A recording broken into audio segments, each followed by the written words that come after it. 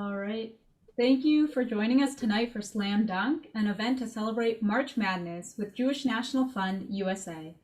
Tonight's JNF-USA Positively Israel program is in partnership with Illini Hillel and is co-sponsored by Illini Chabad, the Jewish Federation of Champaign-Urbana, and Sinai Temple of Urbana-Champaign. I want to welcome everybody who's joining us on Zoom, on Facebook Live, and YouTube Live. My name is Maya Williams, and I'm a student in psychology and music at the University of Illinois, Champaign-Urbana, and this year I'm also a Jewish National Fund USA Campus Fellow. Through Positively Israel, JNF-USA offers expert speakers, celebrities, and partners to present how Israel is making the world a better place. Thanks to programming like tonight's, students gain an appreciation for Israel's contributions to the world, thus fortifying them with positive facts about this small desert nation. In addition to Positively Israel speakers, Jewish National Fund USA offers incredible travel opportunities for college students. Looking for a life-changing experience this fall? If you're unsure whether your in-person classes will resume next semester, take a leap across the ocean for a meaningful, inspiring adventure you are sure to remember for a lifetime on our inaugural GAP semester program, Frontier Israel. Designed by the expert educators at Alexander Muss Institute for Israel Education, this program will provide a real-life, modern-day pioneering experience for incoming freshmen and rising sophomores. To learn more, visit jnf.org/frontier. I also invite you to join me in Israel this summer on JNF-USA's Alternative Break. Alternative Break is a great way for young adults ages 18 to 24 to get their hands dirty with meaningful community projects in Israel. Learn more today at jnf.org/break. I also want to plug JNF-USA's Caravan for Democracy Student Leadership Mission, a 10-day, fully subsidized educational program for student leaders beyond the Jewish faith. This unique mission provides students with the opportunity to explore Israel through meetings with political, cultural, and community leaders from diverse backgrounds and faiths. Learn more at jnf.org/caravan. If you're affiliated with the University of Illinois, home of the first Hillel in the world, I would like to invite you to join Hillel's Passover celebration starting next week. From kosher Passover meals to an afikomen scavenger hunt, Hillel offers programming for everyone. Visit IlliniHillel.org/Passover to sign up. Anyways, in case you have not already heard, the Illinois basketball team very recently won the Big Ten championship. Sorry, Ohio. Earning a #1 seed in the NCAA tournament. As we cheer on the current men's basketball team, we look back at a previous player who has made a real impact. Tonight, our featured speakers are Dion Thomas, American-Israeli former basketball player, and Scott Gendel, Jewish National Fund USA's Vice President of College Engagement. Dion Thomas serves as an analyst for the Big Ten Network and Fighting Illini Sports Network. He finished his college career at University of Illinois as the school's all-time leader in points. Thomas was the first pick of the second round of the 1994 NBA draft by the Dallas Mavericks before opting to start a highly successful 14-year international pro career in 6 different countries. He helped Maccabi Tel Aviv win the Israel Championship, the Israeli Cup, and the EuroLeague Championship twice as one of the most successful American pros of all time in the European leagues. Scott Gendel is the president of Wilmette, Illinois-based Terrico Incorporated, a shopping center development and management firm he founded in 1985. A supporter of reservoir development in Israel through JNF-USA, he led a mission to Israel in 2003 with the late Illinois Senator Paul Simon. Scott serves on the board of the Illinois Holocaust Museum, as well as the advisory board of the Jewish Studies Department of his alma mater, the University of Illinois, of course. There will be time for Q&A, so if you have questions for our speakers, I ask that you please type them in the chat. Without further ado, Dion Thomas and Scott Gendel. Thank you, Maya. What a unique treat for me to be with my dear friend, Dion Thomas. So Dion, what was it like being in the Big Ten bubble in Indianapolis? And what will you tell us about what it's going to be like over the next 3 weeks? Well, I'll tell you this. First of all, I want to thank the JNF for having me on and allowing me to be able to come on and tell my story. And of course, doing it with you alongside one of my very best friends is always a pleasure. And to thank everyone that's out there joining us here on Zoom, Facebook Live, as well as YouTube Live. Really appreciate you guys' interest in coming out and hearing my story and how my journey has been affected by Judaism and my travels around the world. But to answer the question of how it feels to be in the bubble, I will say this. I was not as locked down as the basketball teams are. They can't leave their rooms. I mean, the food is delivered to their rooms, the whole nine. So I wasn't allowed to really mingle as much in public, but I definitely didn't have the same restrictions that the athletes do. But at the same time, being a member of the media, I'm not allowed to speak with the athletes, really get close to the athletes. So that's one of those things that I guess was kind of strange. But hey, I'm home, I'm here, and my Illini are kicking tail, so I can't complain too much. Give us a prediction. How far will the Illini go this year? You know, that's always a difficult thing because in the NCAAs, and I've, of course, have played them in the past. It's always one game and go home. So you have to be fully prepared and mentally, physically ready at all times.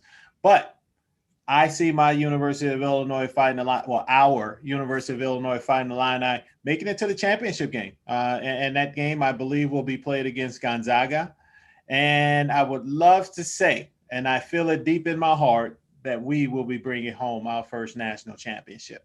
Oh, I love hearing that, Dion. So you grew up on Chicago's West Side. We hear so many things about the West Side. Describe your upbringing for us. Well, first of all, let me say my family was very close. Both grandparents, we lived within walking distance of one another. Everyone except outside of a couple of my aunts lived on the south side, but everyone else lived on the south side. So cousins, aunts, my grandparents, my mom, of course, me and my brothers, we all lived within walking distance. And that was the joy of living on the West Side. Now, the underbelly and the other side of that is the reality. We grew up in a very poor area. We grew up in the projects. I grew up on 15th and Loomis, which is right around, if anyone from Chicago knows University Village, that's right where UIC's campus is. It's not as nice. Now it's a lot nicer than what it was. And I spent a lot of my time, and my kids make fun of me about this, sitting on the floor. And we sat on the floor, especially at night, because you had you ran the chance of bullets coming through your windows or things of that nature. So you sat on the floor, so you stayed below window level. So it was not an area where, anyone would really want to grow up. But it wasn't all bad either, especially if you just knew how to, see things before they happened. I mean, you almost had to be clairvoyant to really make sure you were paying attention to your areas. But as a child, my mother was great. Single household, of course. Unfortunately, my dad left when I was 2 years old. So it was really just the women in my life that raised me, my mother and my two grandmothers. And it could have been tougher if it was not for family. Family is what kept us together. And then as we grew up, you really had to be careful of the gangs that were in the neighborhood, the drug dealers that were in the neighborhood. And unfortunately, a lot of that was my family. So it was really not the most pleasant place, but not the most horrible place at the same time, because you learn how to adapt. Did you think about race relations growing up, and were you interacting with people who didn't necessarily look like you? Scott, I grew up on the west side of Chicago, man. No, but on the serious side, though, the only, let's say, people of another race, if you live where I lived, under the railroad tracks, you have Pilsen, which is a predominantly Mexican-American neighborhood. So we weren't really allowed to go to Pilsen because there was always brushback, blowback because of the various gangs that were in the area at the time. So any interactions over it in the Pilsen area was never positive. But you come back to the area where I grew up, and the only interactions that we had with Caucasians or with white people were the police. I mean, there were no white teachers in my school at the time. All of the students were black. I joke with people and say, I can't use the word predominantly black area because it was a black area. There was no predominantly in it, with the exception of the police. And far too often, unfortunately, those interactions were not good. So your high school coach at Simeon High School was Bob Hambrick. He was a hard ass, tough love guy. How did he impact your development? Well, yes, Coach Hambrick was tough. He was a man of conviction. He was a man that believed in rules and believed in structure. And when you grow up in my area, rules and structure and conviction and character, to be honest, are just not they're not there and they're not there as much as you would like them to be. There's not as very many people that are running around and believing in those things. Now, you have the rules of the street.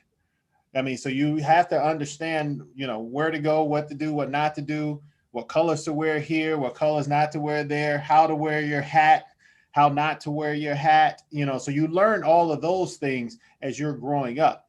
So when I got to high school and I got to Simeon and I started playing basketball, you know those things, but now you have to really learn how to conduct yourself in a very different setting. When I walked into Simeon, I was a 6'3" freshman. So I was very gangly, very odd looking, very thin, and and I don't care what nobody says, you have bullies everywhere. So when I joined the basketball team my freshman year, that was the first time I had started to play basketball. So there was really, I didn't know any of the guys that were on the team. I didn't know, they all knew one another from playing in grammar school and elementary school. But then Bob Hambrick comes in. And it's one of the best things I honestly have to say that happened to me. Now my mother was a big disciplinarian, but Bob Hambrick was not just a disciplinarian. His rules and the way he ran things taught us how to be men. It taught us responsibility on a different level than the responsibility that I was getting at home with my mother with chores and so forth and so on. This was a little bit different. And if you stepped out of line, if you didn't do, Bob Hambrick's rule was in school, we sat in the front of every class. We had to ask questions. Homework had to be done. We couldn't be late. You had to be on time. And if you didn't, he had a paddle. And I'm like a real paddle that had holes in it. It was wooden. And so when you got to practice, if you didn't have all of those things in order that you were supposed to, you knew you were getting the paddle. So you asked how it shaped me. It made me learn that there are rules and that I had to follow them really quickly. But at the same time, he gave fatherly love and fatherly advice. So it wasn't like he was just beating the crap out of us. There was a lot of hugging and life lessons and explanations that came along with the occasional paddling.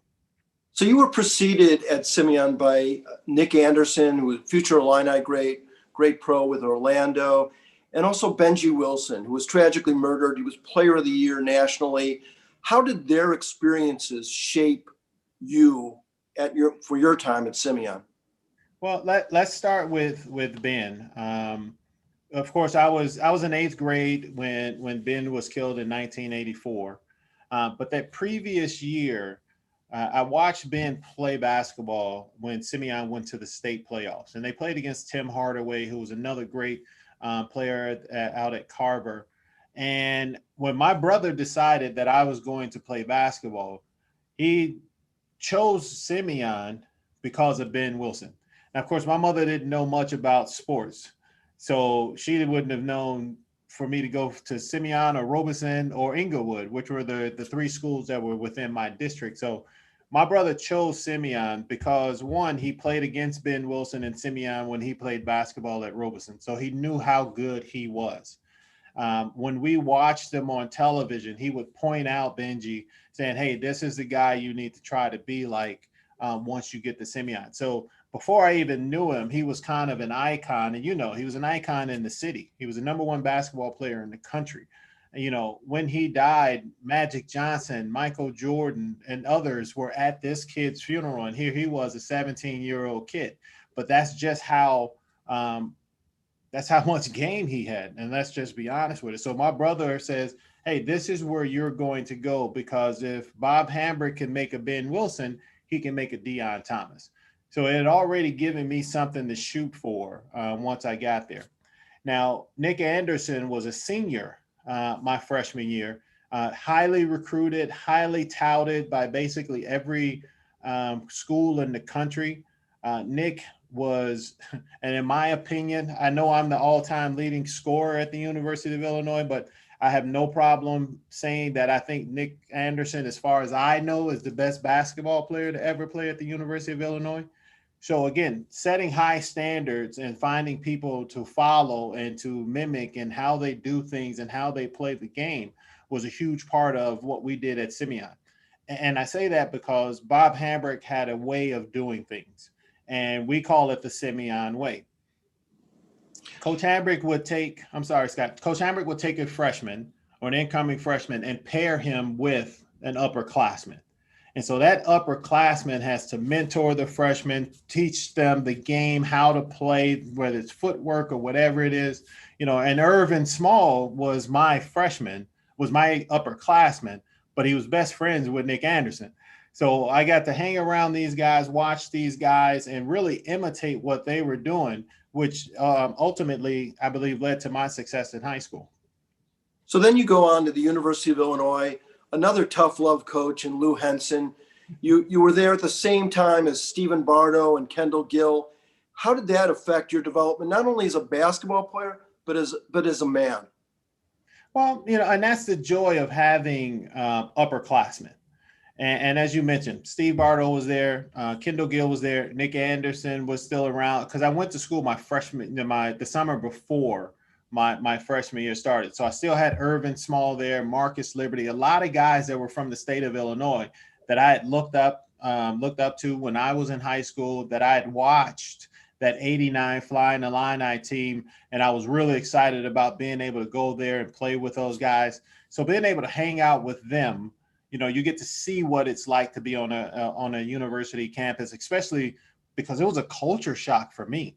Again, coming from my neighborhood where there were no white people to stepping on the campus of the University of Illinois, where it's 70 to 80% white, was a culture shock. So hanging with those guys, I learned what to do, what not to do, and really a lot of how to just really prepare your time for school and be more, you know, structured than I was when I was coming out of high school. So, you know, being able to have those guys, those older players there to show me the ropes was great. So you're drafted by the Mavericks, 28th in the draft. And like another great Illini of a generation or two before you, Tal Brody, a mutual friend of ours, you choose to play in Europe and then ultimately Israel. What went into your thought process? And describe that journey for us. Well, but before I can talk about that, I have to take kind of a step back. When I was in high school, my senior year, we had the pleasure of going to play for 10 days in Amsterdam. So again, you're taking a bunch of kids that are from you know, various areas of the city that had never really left the state of Illinois, and you take us to Amsterdam. So I was blown away, just one, at how nice the people were, two, at how beautiful the country was, and just the differences, I guess, between the United States and Europe. So fast forward to draft night. I get drafted, as you mentioned, by the Mavericks, go to vet camp, go to rookie camp. I played great. And in the 11th hour, as I'm sitting there about to sign my contract to join the Mavericks, my agent calls me. Mark Bartelstein is my agent, and which I'm sure you probably know Mark from Priority Sports. And Mark says, well, I made sure I had to give you this option before you sign your contract, and that was to go and play in Spain. So I didn't sign my contract that night. I called Jimmy Collins, who was the assistant coach at Illinois, who I had formed a great relationship over the time that I was there, more like a father figure to me than just my coach. And we sat down and we talked about it. We talked about the pros and cons, of course. I always wanted to travel. I always wanted to see more than just, the United States or what I was saying. My grandmother used to always tell me, baby, you're bigger than the village. The village is the area that I was raised. That was kind of the nickname for it. They called it the village. Little village. Yeah. And she used to always tell me, baby, you're bigger than the village. You're bigger than the village. So when that opportunity came, and I'm talking to Coach Collins, and he says, well, at the end of the day, the important part is not whether you play in Europe or if you play in the NBA. He was like, you can go this year, go a year, and then come back, because the NBA is not going anywhere. And he was like, and at the end of your career, and he used to call me Big Junior. He was like, at the end of your career, Big Junior, it's all about doing what you want to do and not doing what you have to do. So I was like, oh, okay, that's all I need. So I signed the contract to go to Spain instead of going to the Dallas Mavericks, with all the intention of coming back the following year in 95. So in 1995, if you recall, the NBA went on strike. So when they went on strike, of course, another team from Spain put a very good offer on the table. And instead of waiting to the end of the strike, I decided to go back to Spain. And that was pretty much it after that, man. I mean, I really didn't have much interest in coming back after that. By the way, I'd be remiss if I didn't say that Jimmy Collins was a huge influence in your life. He passed away this year, and we all miss him, and may his memory be a blessing. Well, I appreciate that, Scott. You don't realize how quickly 3 months go by. It's been 3 months since his passing. And yes, he was like my dad. So I appreciate that. Thank you. Did you notice a difference in how you were treated in Europe versus America, and your interaction with people who didn't necessarily look like you? Oh, no doubt. No doubt. I mean, as the number one basketball player in the state of Illinois, my high school season, I was Mr. Basketball as well. I was the number 3 player in the nation. And like I know, I was constantly in the Chicago Sun-Times, the Chicago Tribune. I was again, they mentioned earlier, my resume, I was the best player at the University of Illinois. I was leave there as its all-time leading scorer and the likes. But while I was there, and in high school as well, the number of episodes I had with the police, and this is not me as I'm doing something. Once I was sitting on my porch in my neighborhood at my house, and I was made to get off of my porch and lay on the hot summer ground because they were looking for somebody that fit my description. Now, granted, at this time, I was about 6'5". The person they were looking for was 5'9". I don't think that description, I don't think that's it fits the description of me at all. But I never faced anything like that in Europe. Now, people will say, well, that's because you played basketball. No, not every. There's some tall people in there that don't play basketball. But even if that's the case, I played basketball here as well. I was a 28th draft pick here as well. And I still had to face some of those same things. So yes, there was a big difference. I just didn't have to deal with that when I was there. There felt less pressure there. There was less, you have to watch what you do, where you go, and how you interact with people.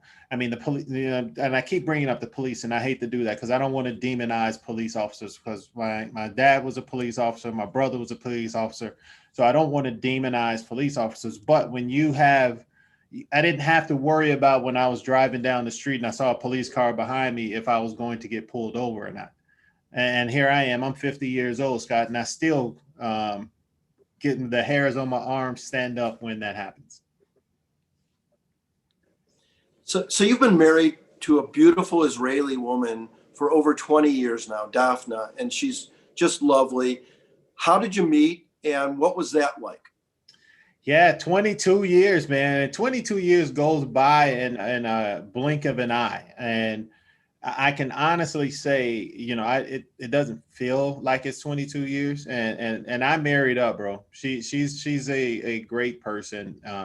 She's a great mom, great wife, and has been my teammate for 22 years. And no knock on Rennie Clemens or Larry Smith or Anthony Parker, but this is the best teammate I've ever had. So, and they'll be the only one I ever had. But you asked how we meet. It was actually really fortuitous because we were playing in a city called Gijón, which is in the northwest corner of Spain. This isn't a huge tourist place. I mean, unless you want to go see art and architecture and things of that nature, it's not a real big tourist place. So we were there. I finished playing my game that night. A teammate and I are leaving the game. We're going to an ATM machine to get money so we can go out, have dinner, and just really just relax and unwind after the game.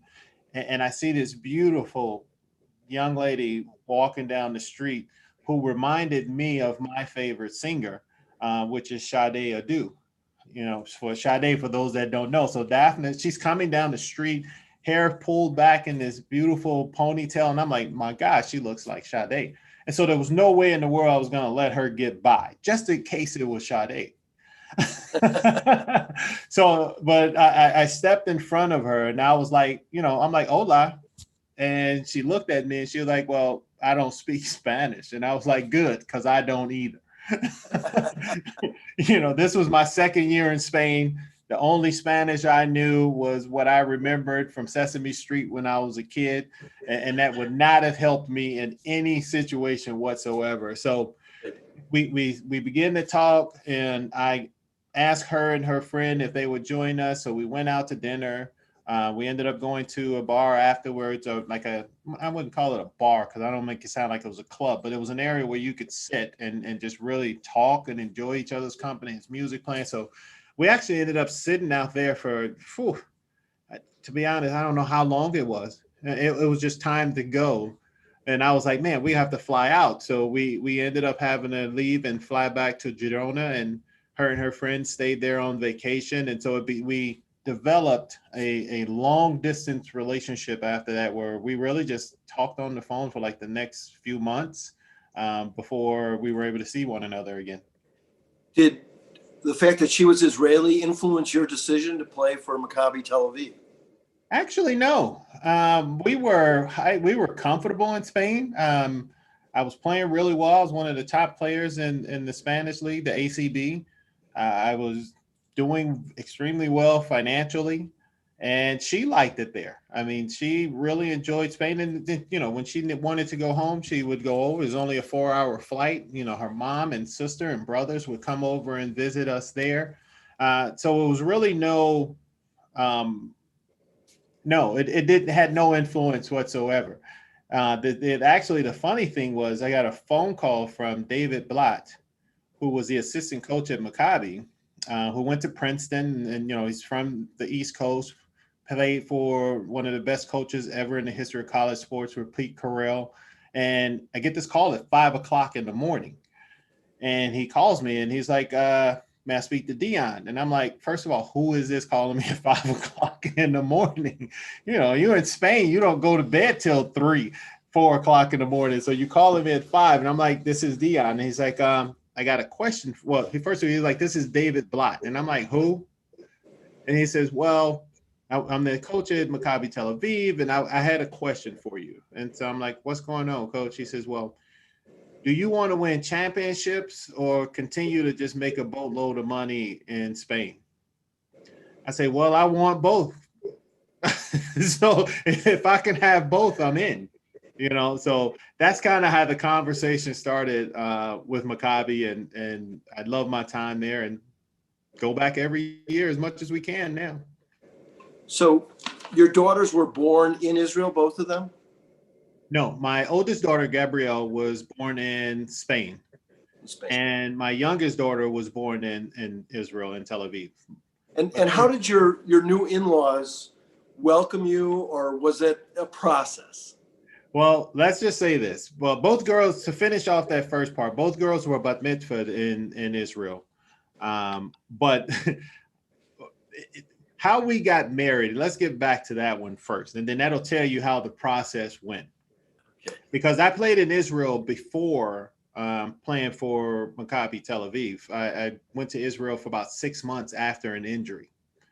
So Daphne and I, we get back together because after that time, that short time where we were dating long distance, she had an opportunity to go to, well, it was either get serious or she had an opportunity to, move on and go live in Miami and Florida. So I was 24 years old. And I knew when I saw her, and this is God's honest truth, that that's who I wanted to be with. But at the same time, I knew at 24 years old, I would have messed that up. And that's just the truth of the matter. So when she proposed okay, well, we need to get serious or I got to move on thing, that's what happened. I'm like, well, I can't give you what you're looking for right now because I'm not ready for it. So she left. She went to Florida where she lived for 2 years.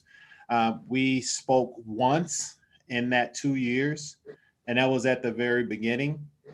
So we went a while without speaking. So I called her one day out of the clear blue sky and I asked her, I'm like, well, are you seeing anyone serious right now? And she was like, no, I was waiting for you. So she came back and this time I was in Sevilla, Spain. And that summer we got married. So that's how quick that happened. So I say that to say this.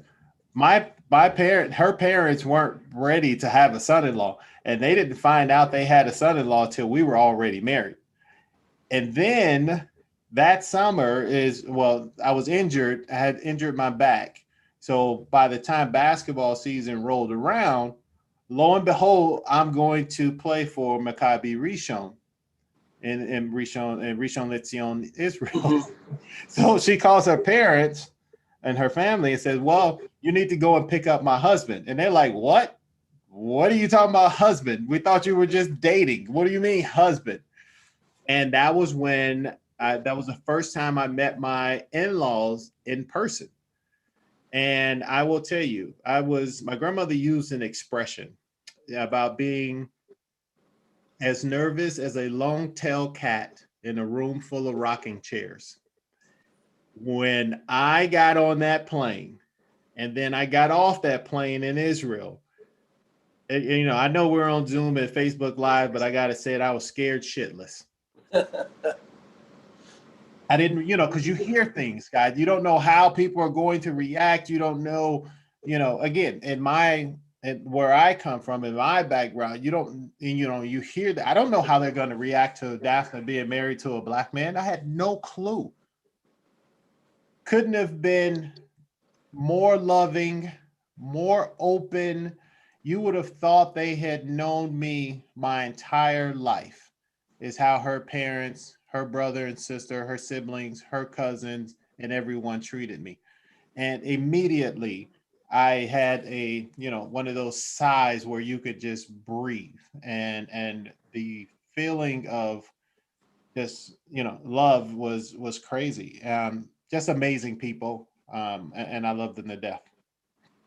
So we hear all the negativity about Israel and the A word, the apartheid narrative in the intersectionality community. Tell us what we don't know about life in Israel. Well, I'm going to start that off with a story, right? So we went to the Dead Sea one day. And as we're driving back from the Dead Sea, and there was an area I hadn't been to or hadn't seen. And I'm looking at all these beautiful, like skyscrapers and like condominium buildings. And in this other area, there was all these beautiful, that if these houses were in LA or Glenview or Naperville, they would be $2-3 million houses. Easy. And I'm like, where is this? I mean, I'm like, why we don't come here? She was like, oh, because that's the West Bank. I said, what? I said, that's the West Bank? She was like, yes, that's the West Bank. And I'm like, okay. I was like, this is, and I already knew what you would see on television wasn't always true. But when it smacks you in the face as clear as day like that, I was like, hold on, this isn't what they show you on the TV and the news. and the news back home. I was like, this is crazy. But you asked me, And these were Arab neighborhoods. oh yes. Yeah, I mean, I don't know, Scott, how many Jews you know live in the West Bank?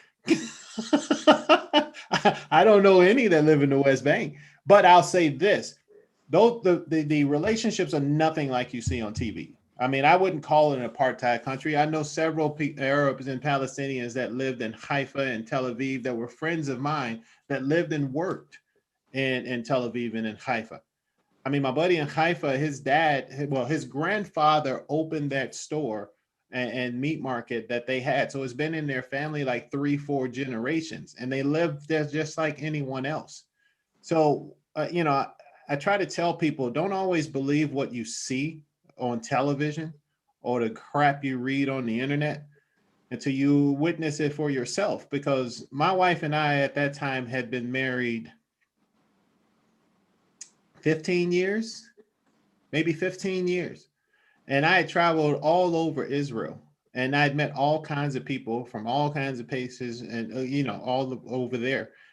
And that was the first time I'd really seen that and really had it affect me to really, really open my eyes and be like, okay, this is totally not what we're seeing at home.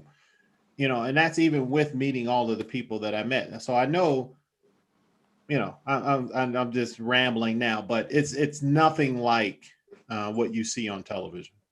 So you have these two brilliant, beautiful daughters. They're two Jewish girls, both bat mitzvah. They are both of mixed race, both lived in Israel and in America. Their narrative and their story is fascinating. Mhm. How would you describe their experience and who they are today?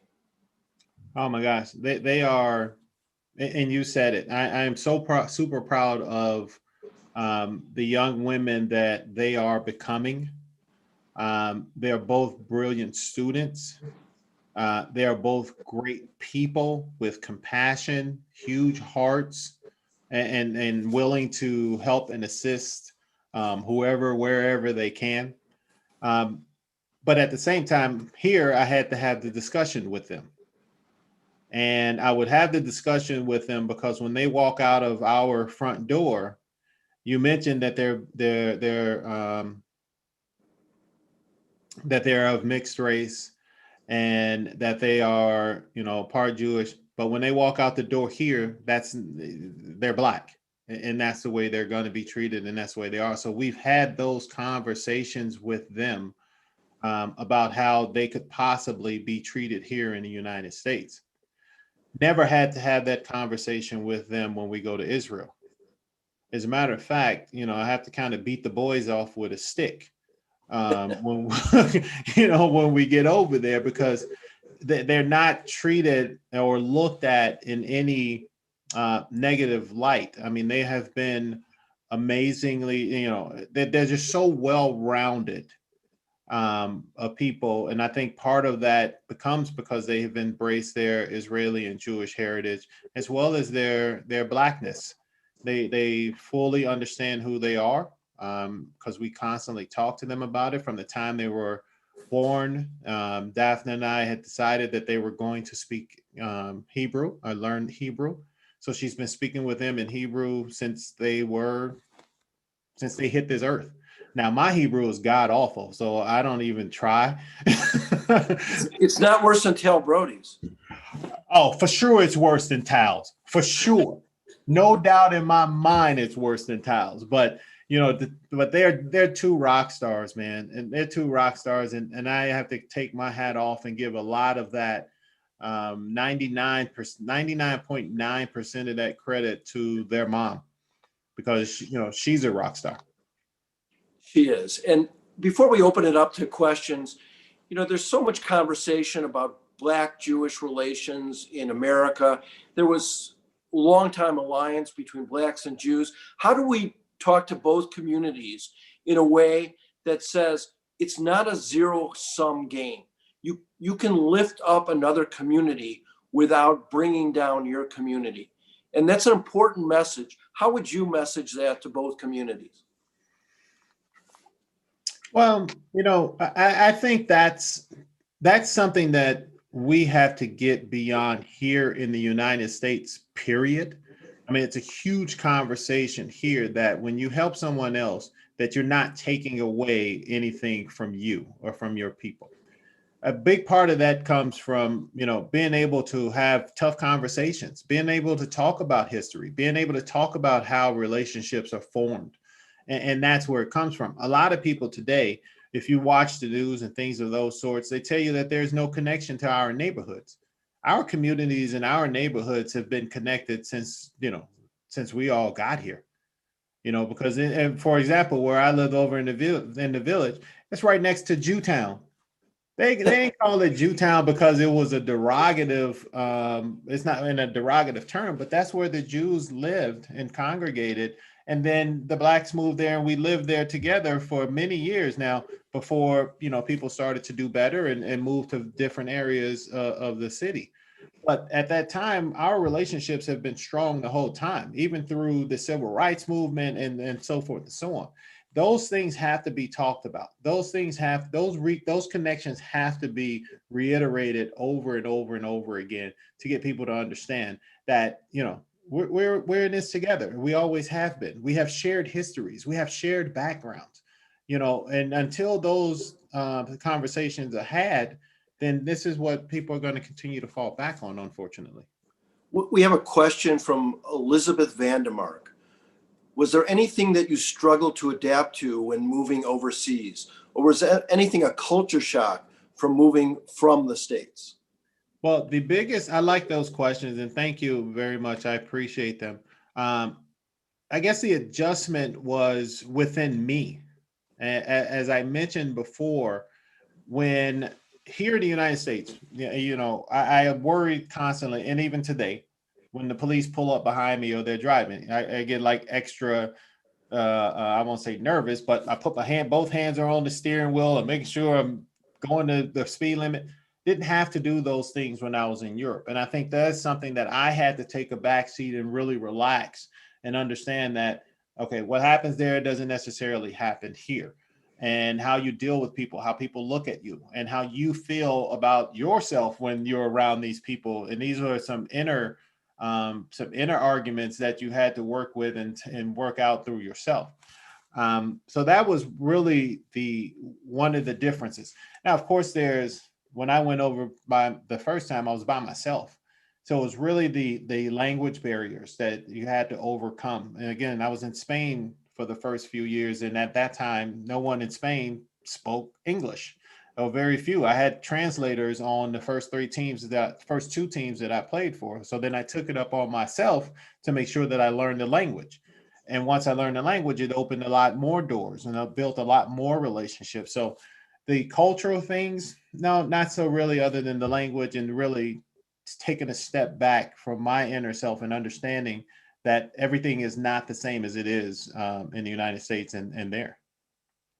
So I want to acknowledge that our dear friend, our dear mutual friend, Ryan Baker, has been watching the Zoom call. Ryan is the host of CBS Morning Show from 5 to 7 in the morning, and he does a spectacular job. He also bleeds orange and blue and has coined the statement that Josh Whitman has quoted him on: bigger rings, bigger things, or it's bigger things, bigger rings. So we'll remember that as we go through the March Madness, that there are bigger things in store for the Illini than just a Big Ten championship. No doubt. What's up, Bake? That's my big brother. So there's another question from what were some of the things, here we go. Sorry about that.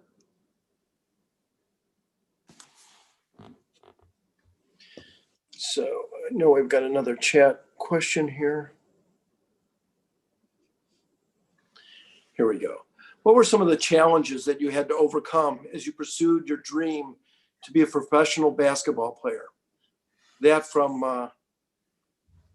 Ellie Lancey, excuse me. So some of the challenges were, again, they were inner challenges. It was understanding what needed to be done, the discipline that it took in order to reach that level.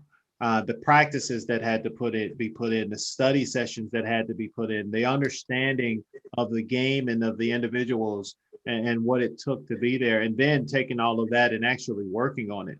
Um, the difficult part sometimes at that time when, you know, we had to figure out how to get to various places. So you take the buses, and thank God in Chicago at that time, if you were an athlete, the gangs didn't bother you. So you would be able to go various places to work on your game, to play basketball and to work out with different people. So I would say the inner things were probably the most challenging, and making sure you get up and you put in the work, and you do all the things that you need to do to get better. So that's where I guess the bigger, and listening and learning from those that know before you is huge. So listening to your coaches, taking the information that they give you, and being better at implementing those things.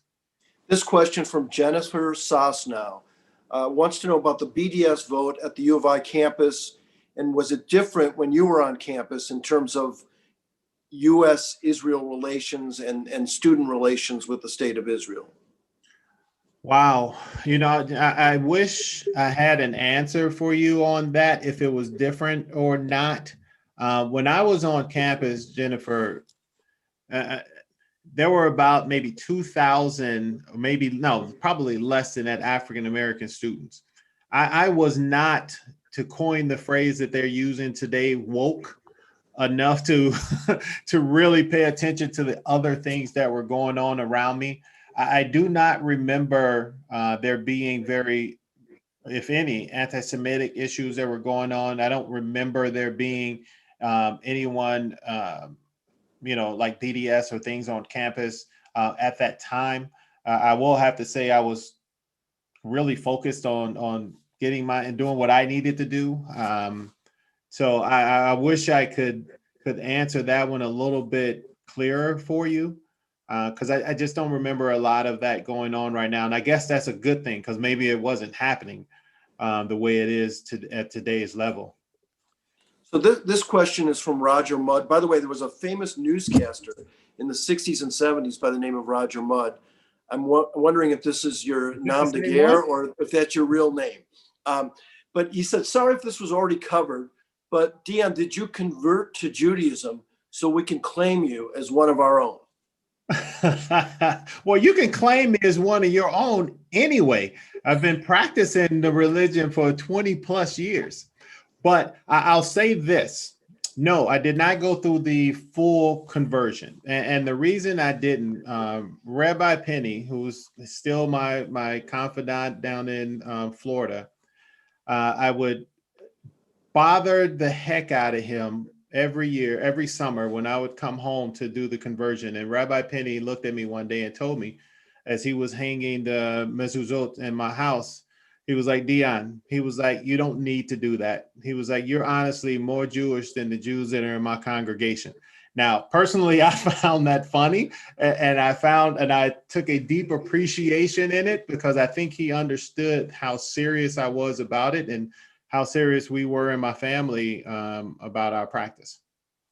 So this question is from Jeff Eisman. He wants to know what we can do to help students combat anti-Israel sentiment on campus and anti-Semitism on campus.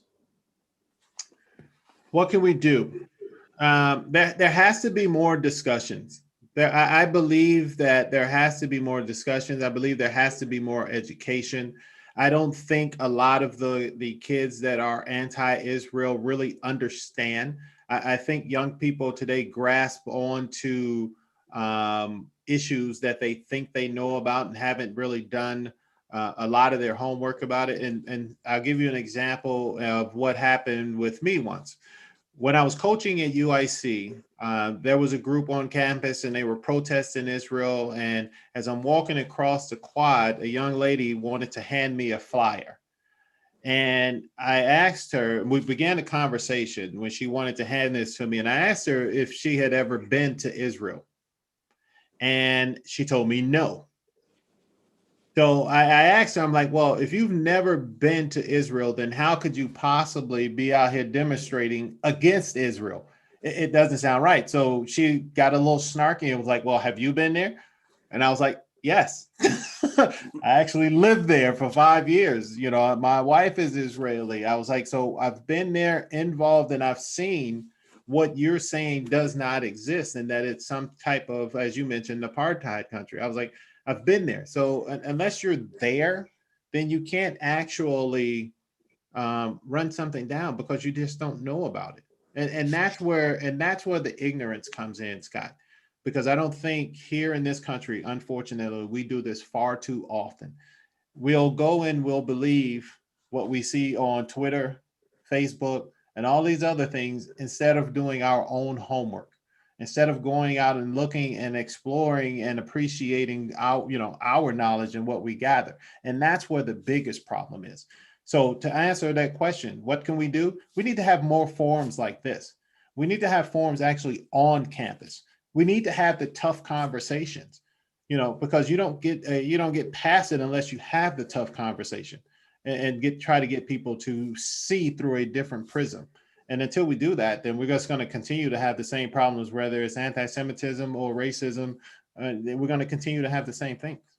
I don't know if you're aware, Dion, but the chancellor established an advisory council on anti-Semitism this week, and I think that's a step in the right direction for the university.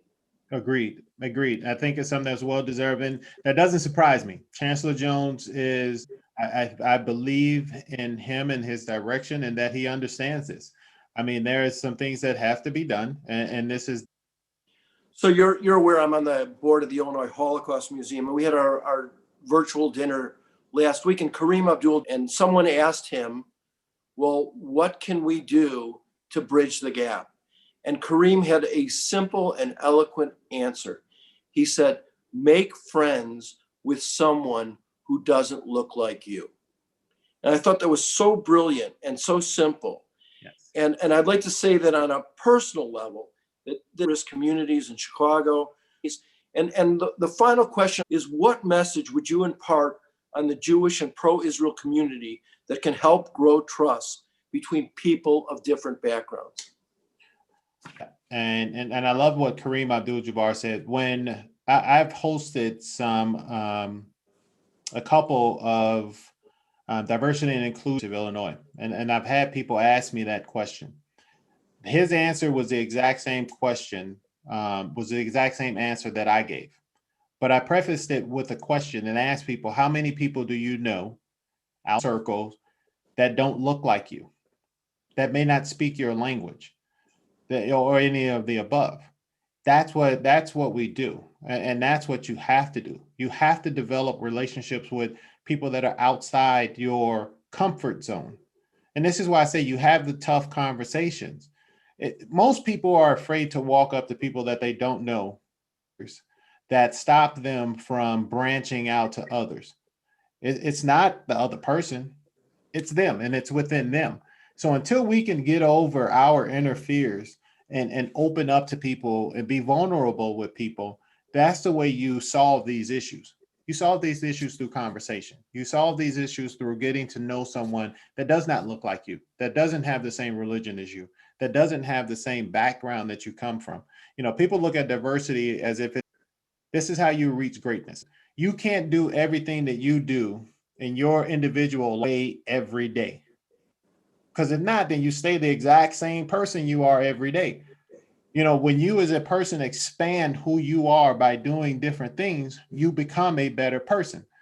When you learned how to walk, what was the next progression? You had to learn how to run. So you stepped outside from walking to running. It's you go meet one person, then you go meet another one, you go meet their family. That we have so much more in differences. So I have one last thing to say to you, and I've had so much fun this past hour before we turn it over to Maya, and that is ILL. INI, baby. Maya, it's all yours.